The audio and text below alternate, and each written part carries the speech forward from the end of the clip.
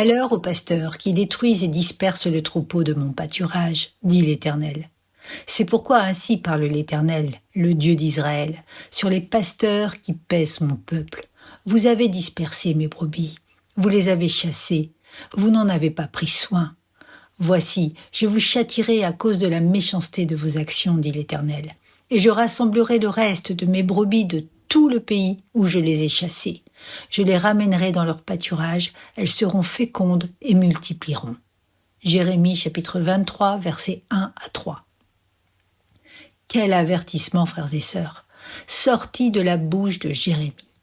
Est-il toujours d'actualité ? Oh que oui, il est d'une part historique et surtout prophétique, mes amis. Il est question ici de destruction, de dispersion du troupeau, en clair, de l'assemblée pour nous aujourd'hui. Il est question de frères et sœurs exclus, qui ne sont pas entretenus, ni accompagnés, ni nourris, selon la mission pastorale, celle du berger chargé de veiller au troupeau. Ce message qui s'adressait à la diaspora du peuple juif est transféré à son peuple né de nouveau aujourd'hui. Combien de dérives, de divisions, de dénominations, de faux prophètes, d'écarts doctrinaux entre les pentecôtistes charismatiques et les baptistes réformés. Et j'en passe, car la liste est longue. La puissance des réseaux sociaux fait remonter à la surface l'ampleur de l'état défaillant de ce que beaucoup appellent l'Église.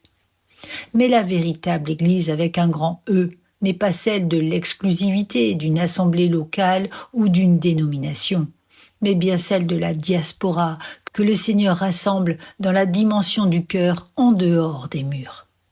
Combien aujourd'hui sont sortis d'un troupeau malade pour se retrouver seuls en cherchant le véritable troupeau, celui de l'Église de Jésus, et non pas celui d'une assemblée locale verrouillée. Jésus l'a promis ici dans ces versets, « Et je rassemblerai le reste de mes brebis de tous les pays où je les ai chassées.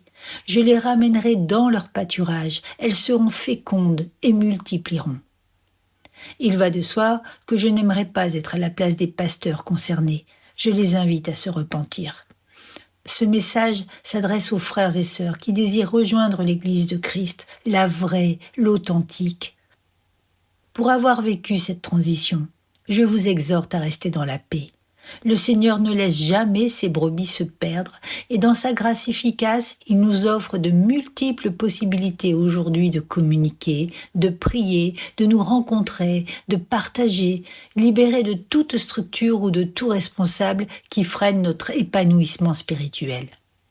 Cette prophétie s'accomplit pleinement aujourd'hui avec de nouveaux moyens de rencontre et de communication. Nous avons beaucoup de témoignages de frères et sœurs qui, comme nous, ont vécu cette transition en recevant au centuple sans se sentir coupables, mais bel et bien protégés et portés par le Seigneur pour être rassemblés comme lui le désire, sans aucune influence humaine. Beaucoup d'assemblées, fort heureusement, respectent les commandements de Dieu, mais il est clair cependant que l'Église de Dieu ne se réduit pas à une institution locale, et que sa richesse s'étend sur toute la planète terrestre et dans le ciel auprès du Seigneur. C'est pourquoi nous sommes invités à élargir notre champ de connaissances et de relations en Christ.